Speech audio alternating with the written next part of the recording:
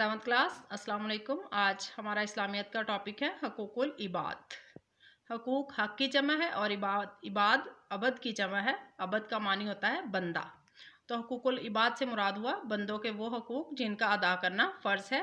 इनमें वालदैन, औलाद, पड़ोसी, रिश्तेदार, मेहमान, मरीज़, मुसाफिर और खादम वगैरह शामिल हैं।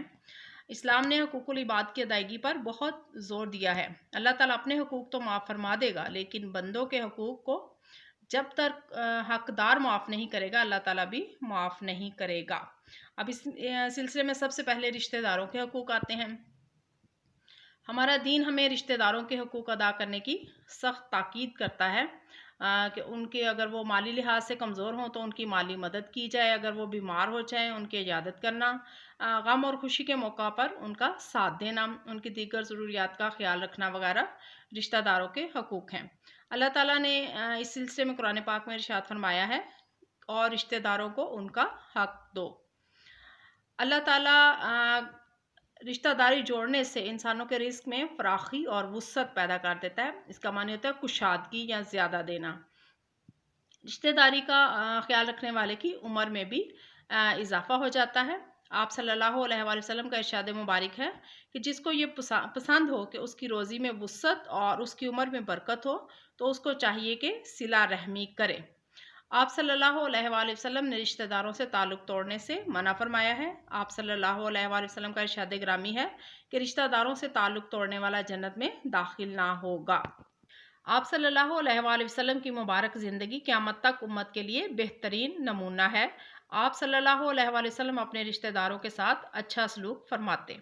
एक रवायत के मुताबिक जब आप सल्लल्लाहु अलैहि वसल्लम की रज़ाई बहन हज़रत शीमा रज़ी अल्लाह ताला अन्हा आपसे मिलने आती, तो आप सल्लल्लाहु अलैहि वसल्लम खड़े हो जाते और अपनी चादर मुबारक बिछा देते और उन्हें उस पर बैठाते। अब इसके बाद अगला टॉपिक है मेहमानों के हकूक़। इस्लाम में मेहमानों को अल्लाह ताला की रहमत करार दिया गया है और उनके हकूक़ अदा करने की ताकीद की गई है। हमारे प्यारे नबी हज़रत मोहम्मद मुस्तफ़ा सल्लल्लाहु अलैहि वसल्लम बेहद मेहमान नवाज थे।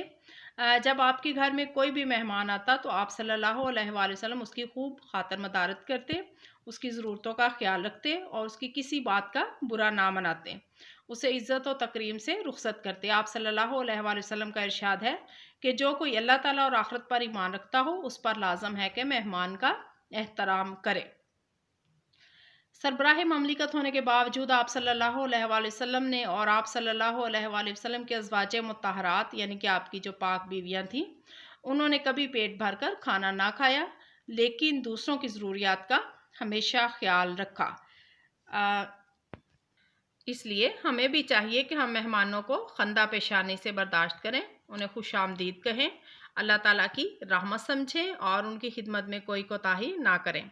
इसके बाद अगला टॉपिक है मरीज़ों के हकूक़। तो एक मुसलमान का दूसरे मुसलमान पर हक़ है कि जब वो बीमार पड़ जाए तो उसकी इयादत करे।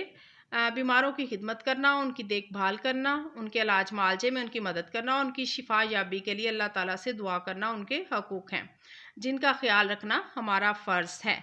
हदीस कुदसी है। हदीस कुदसी से मुराद ये है कि जो अल्लाह ताला का कौल आप सल्लल्लाहु अलैहि वसल्लम बयान फरमाते हैं।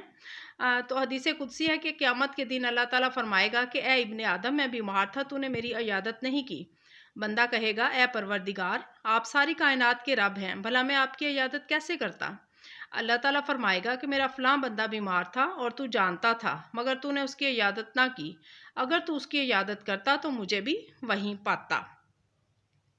आप सल्लल्लाहु अलैहि वसल्लम का इरशाद है कि जो मुसलमान किसी मुसलमान की इयादत के लिए सुबह के वक्त जाता है तो शाम तक 70,000 फरिश्ते उसके लिए दुआ करते रहते हैं, और जो मुसलमान शाम को इयादत करता है तो सुबह तक 70,000 फरिश्ते उसके लिए दुआ करते रहते हैं।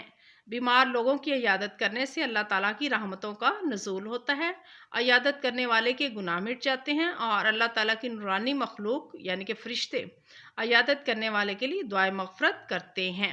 इसलिए हमें चाहिए कि हम भी बीमारों की इयादत के लिए ज़रूर जाएं और उनके लिए अगर हो सके तो फूलों का तोहफ़ा लेकर जाएं, उनको हौसला दें, उनकी खिदमत करें और हमदर्दी से पेश आएँ। उनके पास ज़्यादा देर ना बैठें ताकि उन्हें तकलीफ़ ना हो। इसकी आपने अच्छे तरीके से पूरे लेसन की रीडिंग करनी है।